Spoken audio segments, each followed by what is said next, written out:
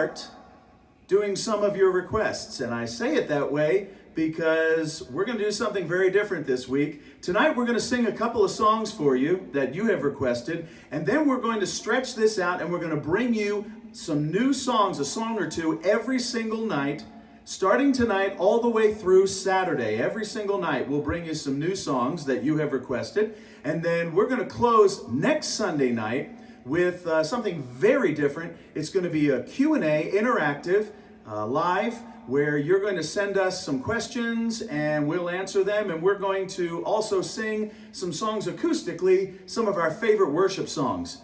So that's going to be very different next Sunday night, but tonight we're going to start doing some of your requests. Now, when I asked you for requests, I was fully expecting you to send us some of our greatest hits, some songs that we've been singing for 30 years, and you all decided to dig deep instead. I mean, into some of the really deep cuts on our album, songs that we have rarely ever done, if ever. I think there are a couple songs we have never staged. Some of these songs were written and recorded before Shannon was even born. So we had to spend some time really learning these songs and rearranging these songs for you. But we're going to try and do all of them this week. But tonight we're going to start with a song that we wrote back in 2006.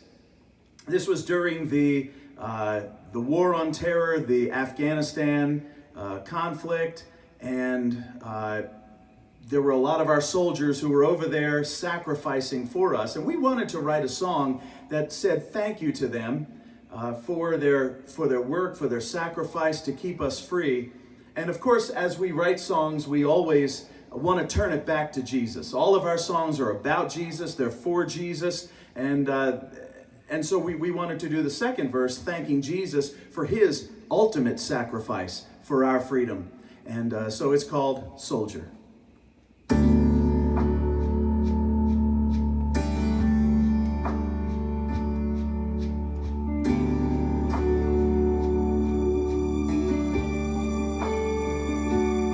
I didn't know you, but I read about you in a magazine. You left your family to fight in a land you've never seen.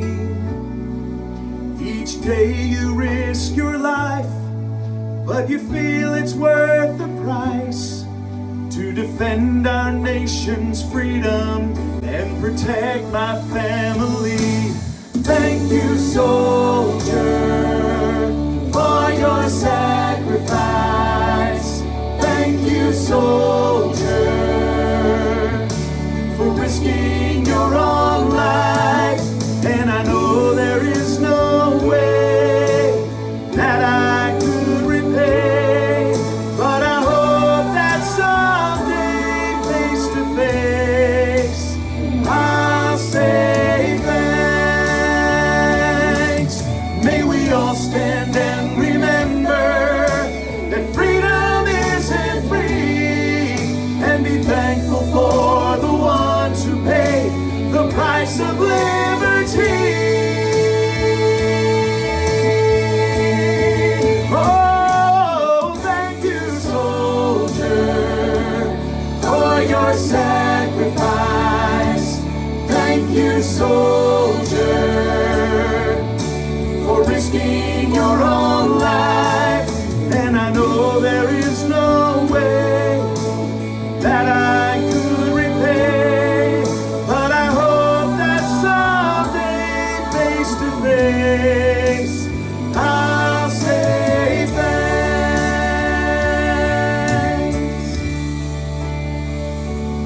I didn't know you, but I read about you in a book I found.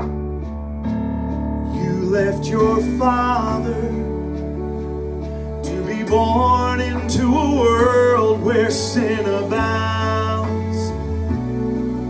You were tortured, crucified, but in victory now alive. And your mission was accomplished. Earth now rings with freedom's sound. Thank you, Savior.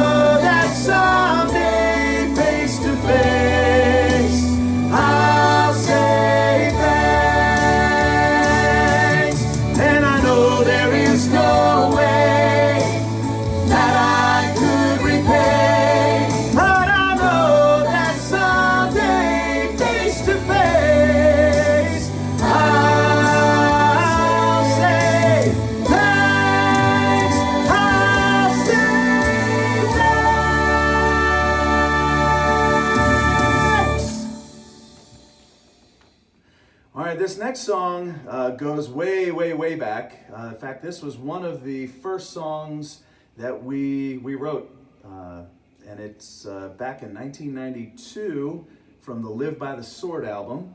So this was the second album where we even wrote anything. The first one was Step On Out the year before, and we wrote like 3 songs for that. So this was the first time we tried writing songs for a whole album, and it actually it turned out to be a pretty good album.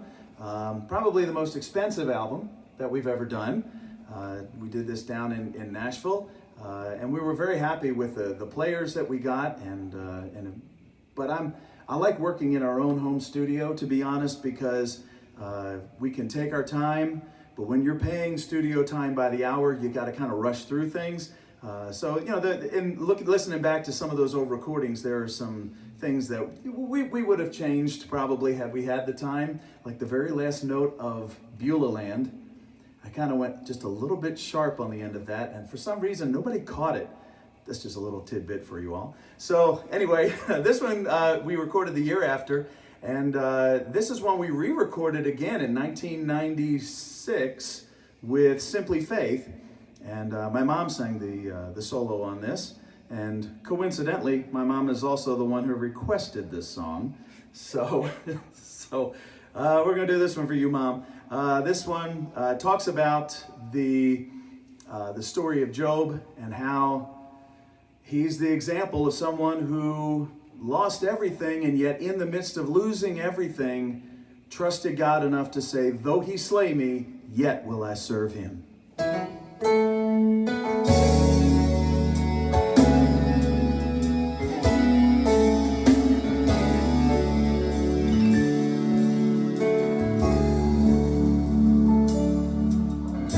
Life was in ruin, his family was gone, his wife turned against him, though he'd done no wrong.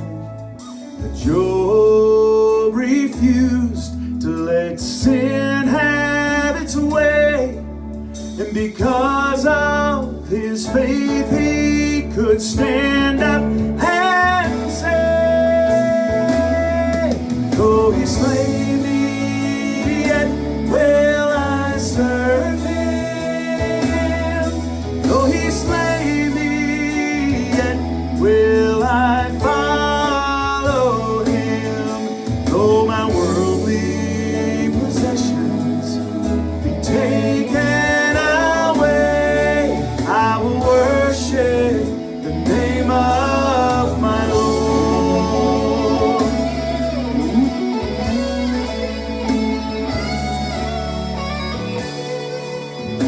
Life may seem ruined, no help from above. Your heart may be broken by those whom you love. But God has a reason for all of these trials, and he'll give you strength to endure every mile. Though he slay me, yet will I serve him. Though he slay me, yet will I follow him. Though my worldly possessions be taken away, I will worship the name of my Lord. Though he slay me, yet will I serve him. Though he slay me, yet will I follow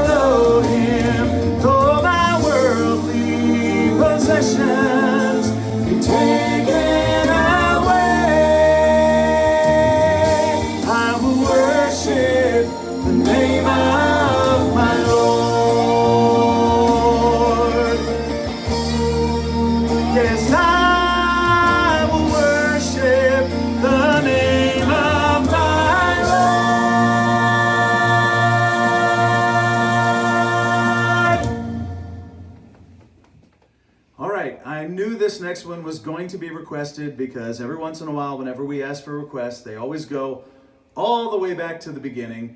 This was before Karen and I were even married.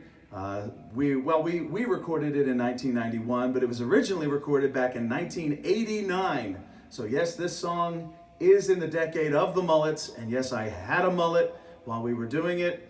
But we toured with this one with the Spear family. It was a #1 song for a couple of months back in 1989.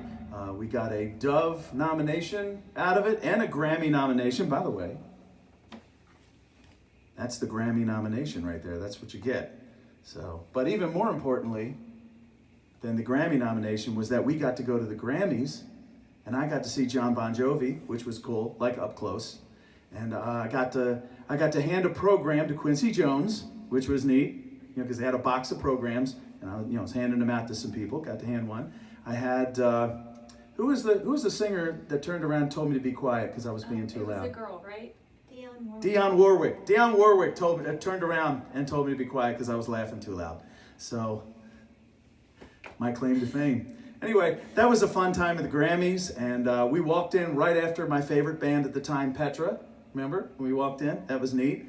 Beyond Belief was their big song. But we didn't record Beyond Belief, but we did record this one back in 1991. So, of course, we have to sing He's Still in the Fire. This with a mic stand. My mama read a story from the Bible long ago about Shadrach, Meshach, and old Abednego. How the wicked king commanded they be thrown into the flame because they would not bow and then deny their father's name. And Mama said the king stood high upon a balcony so tall. When he looked in, he was shocked by all the things he saw, because he thought that he would find them lying dead upon the ground. But instead of 3, he counted 4 walking all around.